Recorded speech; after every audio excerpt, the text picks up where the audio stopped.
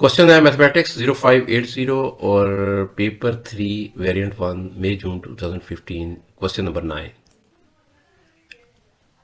Complete the table of values for y is equal to minus x square plus 5x।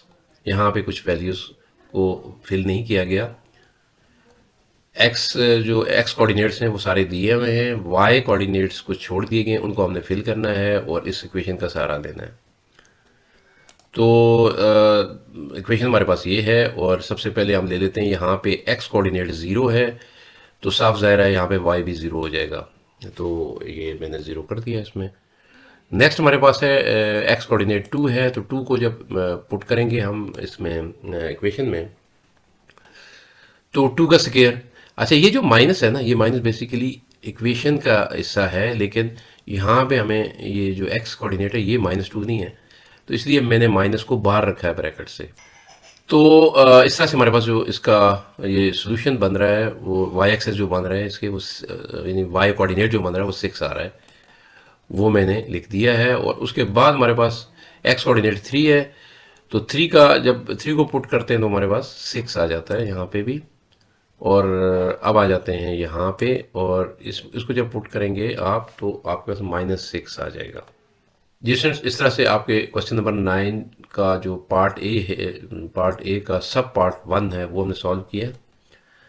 अब आगे देख लेते हैं जी स्टूडेंट्स। अब क्वेश्चन 9 के पार्ट ए का सब पार्ट 2 सॉल्व कर लेते हैं। कहा गया है कि on the grid draw the graph of y is equal to minus x square plus 5x for x is equal to or greater than -1 and equal to or smaller than 6। अच्छा, तो basically जो हमने table अभी fill किया था, मुकम्मल किया था, उस टेबल की मैं कॉपी यहाँ पे ले आया हूँ।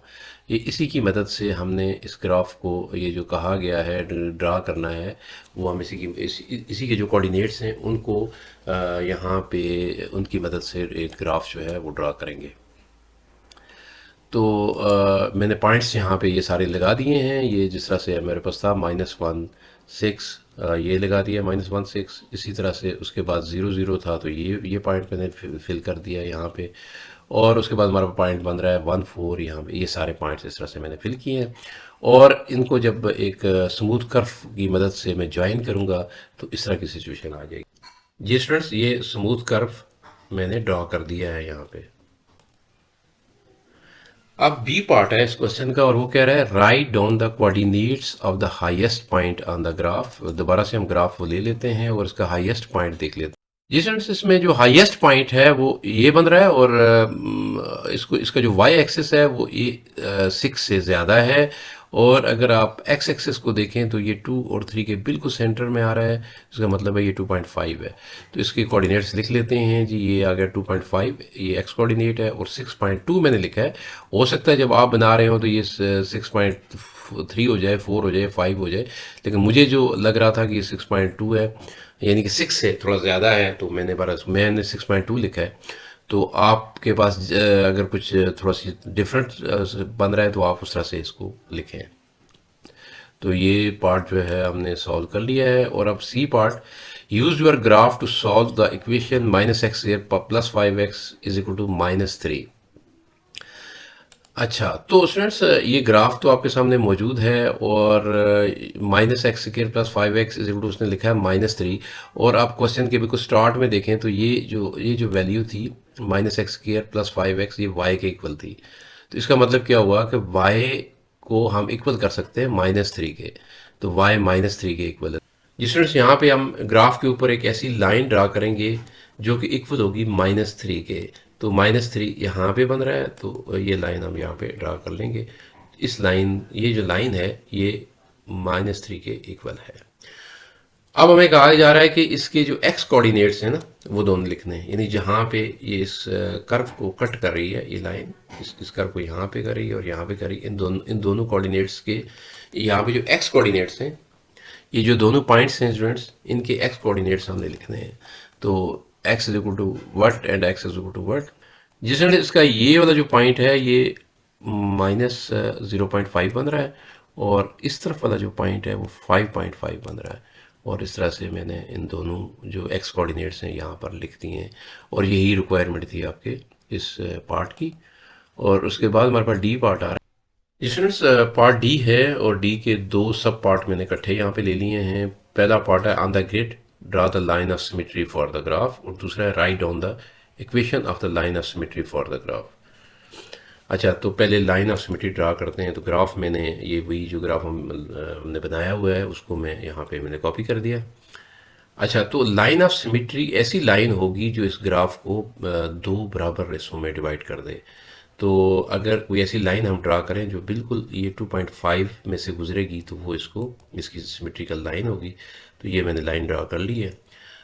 ये इसका ये वाला जो हिस्सा है डी का सब पार्ट 1 जो है सॉल्व हो गया। जिस का जो दूसरा हिस्सा है डी पार्ट का सब part 2, right on the equation of the line of symmetry for the graph.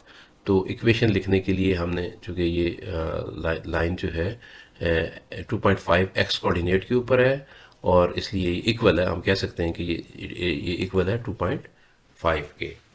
तो x इज इक्वल टू 2.5 यहाँ पे मैंने लिख दिया है और ये पार्ट आपका सॉल्व हुआ। अब हम आगे बढ़ते हैं और इसका डी पार्ट का सब पार्ट नंबर 3 उसको सॉल्व कर लेते हैं। कह रहा है the curve passes through the points -10 -150, यानी -10 इसका x कोऑर्डिनेट है, -150 y कोऑर्डिनेट है, एंड k यानी कि दूसरा जो इसका पॉइंट होगा उसके कोऑर्डिनेट्स होंगे k एंड -150, यानी k इसका x कोऑर्डिनेट होगा, -150 इसका y कोऑर्डिनेट होगा। तो कह रहा है use the symmetry of the curve to find the value of k। तो वैल्यू ऑफ k हमने फाइंड किया। तो पहले हम उस ग्राफ को यहाँ पे कॉपी कर लेते हैं। जी स्टूडेंट्स, मैंने इसको कॉपी कर लिया है ग्राफ को यहाँ पर, और लाइन ऑफ सिमेट्री यहाँ पे आप देख रहे हैं, ये लाइन ऑफ सिमेट्री है। और इसमें हमें बताया गया है कि -10 अगर x कोऑर्डिनेट हो तो एक पॉइंट का, यानी ये पॉइंट सपोज हम इस ग्राफ को एक्सटेंड कर लेते हैं और ये लाइन को मज़ीद नीचे तक ले जाते हैं और ये -10 को जब इसका x कोऑर्डिनेट -10 हो जाएगा तो ये जो इस तरफ वाला पॉइंट है इसका कोऑर्डिनेट x कितनी उसकी वैल्यू क्या होगी, ये हमने फाइंड करना है। तो आप एक चीज़ को नोट कीजिए स्टूडेंट्स कि हम जितना भी हम इसको नीचे की तरफ जाएंगे या ग्राफ को एक्सटेंड करेंगे तो ये पॉइंट्स एक दूसरे से दूर होते जाएंगे। ये जो पॉइंट्स हैं ये कॉन्स्टेंटली एक दूसरे से दूर होंगे, लेकिन आप ये जो लाइन ऑफ सिमेट्री है ये अपनी जगह पे रहेगी, ये 2.5 पे ही रहेगी। या हम एक और भी बात कर सकते हैं कि जो -10 होगा, सपोज मैं इसी को कह देता हूँ, ये -10 पॉइंट पे हम खड़े हैं इस तरफ और ये दूसरा पॉइंट है। तो ये जो x कोऑर्डिनेट यहाँ पे बन रहा है, यानी जिसके ऊपर से लाइन ऑफ सिमेट्री गुजर रही है, तो ये इसका मिड पॉइंट भी बनता है। तो मैंने इसको आसानी के लिए मिड पॉइंट के तरीके से इसको सॉल्व करने की कोशिश की है और मैंने ये कह दिया कि k जो पॉइंट है यानी कि कोऑर्डिनेट है उसको प्लस अगर कर दें हम दूसरे कोऑर्डिनेट के साथ और डिवाइड बाई 2 करें, यानी उसकी हम एक एवरेज ले लें या मिड पॉइंट फाइंड करें, तो वो इक्वल होना चाहिए 2.5 के। तो आप इसको सॉल्व करें तो k -10 is equal to 2 into 2.5, ये 2 जाकर उधर मल्टीप्लाई कर गया और अब ये 5 यानी 2 इंटू 2.5 5 के इक्वल होता है। ये -10 है, उधर जाके प्लस हो जाएगा, तो इस तरह से k की वैल्यू आपकी 15 आ जाती है। तो यहाँ से हमें पता चला कि अगर x कोऑर्डिनेट जो है इस कर्व का वो -10 होगा जब, तो उस वक्त दूसरा जो पॉइंट है उस कर्व के ऊपर जो दूसरा पॉइंट होगा उसका x कोऑर्डिनेट 15 के बराबर होगा। तो स्टूडेंट्स, आई होप कि आपको ये क्वेश्चन पूरी तरह से समझ आ गया होगा। एक और क्वेश्चन के साथ आपके साथ दोबारा मुलाकात होगी, उस वक्त तक अल्लाह हाफिज़।